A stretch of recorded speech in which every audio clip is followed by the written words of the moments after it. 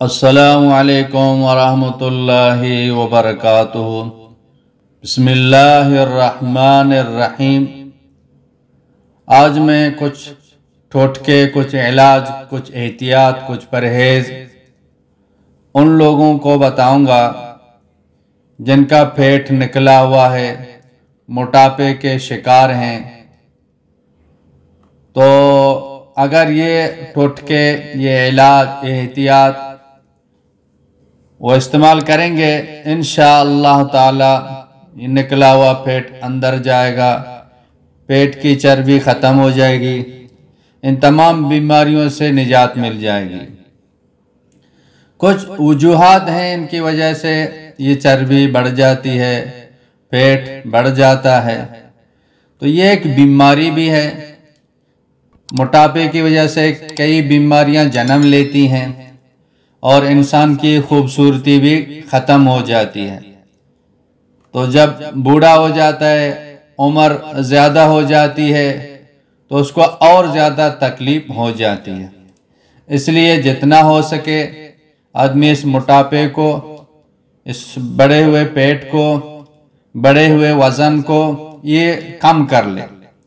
تو انشاءاللہ یہ ٹوٹکے، یہ علاج اگر وہ استعمال کرے گا، انشاءاللہ تعالی بڑی ہوئی چربی سے، بڑے ہوئے نکلے ہوئے پیٹ سے، بڑے ہوئے وزن سے انشاءاللہ اس کو نجات مل جائے گی۔ ایسے لوگ جو موٹاپے کا شکار ہیں، زیادہ دیر بیٹھنے کی وجہ سے پیٹ باہر کو نکل آیا ہو، ان کے لیے یہ ٹوٹکا لاجواب ہے۔ لہسن اور ادرک کو خشک کر کے ہم وزن پیس لیا کریں، جتنا لہسن ہو اتنا ادرک لے لیں، خشک کر کے اس کو پیسیں، ہم وزن کر لیں۔ پیسنے کے بعد چنے کے برابر گولیاں بنا کر رکھ لیں۔ چنا جو ہوتا ہے وہ چنے کے برابر یہ گولیاں بنا لیں۔ ایک گولی روزانہ صبح نہار منہ لیں۔ کچھ عرصہ اس ٹوٹکے کو استعمال کریں، موٹاپے سے نجات مل جائے گی۔ بڑا ہوا پیٹ وہ ٹھیک ہو جائے گا، اندر چلا جائے گا۔ شہد ملا کر بھی گولیاں بنا سکتے ہیں، ورنہ چنے کے مقدار کے برابر روزانہ یہ سپوپ بھی آپ کھا سکتے ہیں۔ اور اسی طرح جو ہائی بلڈ پریشر والے مریض ہیں وہ بھی اس ٹوٹکے کو استعمال کر سکتے ہیں۔ اور ایک یہ ہے کہ کھانے کے بعد پانی پینے سے معدہ وہ ناکارہ ہو جاتا ہے اور انسان بہت سی انوکھی بیماریوں میں مبتلا ہو جاتا ہے۔ کھانے کے بعد پانی جتنا صحت کو نقصان دیتا ہے، اتنا اگر کھانے کے بعد ایک چمچ زہر استعمال کیا جائے تو وہ بھی شاید کم نقصان دے۔ الغرض کھانا کھانے کے بعد کم از کم آدھا گھنٹے تک پانی بالکل نہیں پینا چاہیے۔ اس کے بعد کھانے کے بعد ایسا گڑ جو سفید نہ ہو، براؤن یا بلیک ہو، یعنی کیمیکل سے پاک ہو، ہر کھانے کے بعد تھوڑا سا، یعنی ایک بڑی ٹوفی کے برابر لے کر اس کو منہ میں چوستے رہیں، چباتے رہیں۔ چند دن اس کو کر کے دیکھیں، جوانی، طاقت، اعصاب، معدہ، آنتیں، دائمی قبض، پرانی تبخیر، موٹاپا، بد ہضمی، جسم کا بڑھنا، اعصابی کچاؤ، ان سب کا یہ شافی علاج ہے۔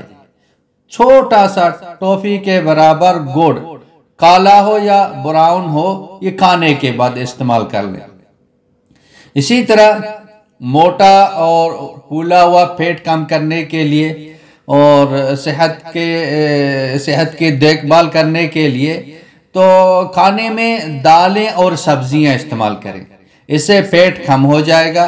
اور اسی طرح آملے کے آچار کو بھی استعمال کر سکتے ہیں، اس سے بھی پیٹ کے کم ہونے میں انشاءاللہ یہ بہت ہی مفید ہے۔ اور اسی طرح پیدل چلنا یہ پیچیدہ امراض کا یہ علاج کی دیکھ بھال کے لیے یہ ایک بہترین خودی علاج ہے، پیدل چلنا۔ اور پیدل چلنا یہ لاعلاج بیماریوں کا خود ایک علاج ہے۔ سب سے بڑی بات پیدل چلنا یہ سنت نبوی صلی اللہ علیہ وسلم ہے۔ بے خوابی، تبخیر، گیس، دائمی قبض، دل کے امراض، موٹاپا، بواسیر، ہر قسم کی بادی، ان سب امراض کی ایک بہت بڑی وجہ پیدل نہ چلنا ہے۔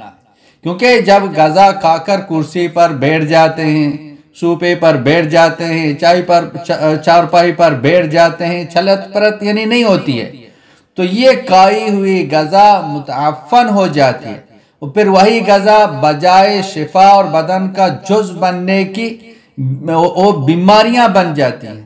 تو پیدل چلنا اپنی زندگی کا معمول بنائیں اور ان امراض سے آپ نجات پائیں گے۔ اب یہ استعمال کر کے دیکھ لیں تو انشاءاللہ تعالی یہ بہت آسان ہے، ہر کوئی کر سکتے ہیں، عورتیں بھی کر سکتی ہیں، مرد بھی کر سکتے ہیں۔ تو یہ کر کے دیکھیں، ایک تو نکلا ہوا پیٹ بھی اندر جائے گا، چربی ختم ہو جائے گی، بڑا ہوا وزن وہ بھی کم ہو جائے گا، اور یہ کچھ بھی نقصان دہ نہیں ہے۔ بجائے ادھر ادھر کی گولیاں، ادھر ادھر کی دوائیاں کھانے سے تو وقتی طور پر پیٹ بھی اندر چلا جائے گا، لیکن بعد میں آدمی کو نقصان ہوگا، مزید اور بیماریاں وہ جنم لیتی ہیں۔ تو یہ ایسے ٹوٹکے ہیں، ایسے علاج ہیں، اس سے آپ کو کچھ نقصان نہیں ہوگا۔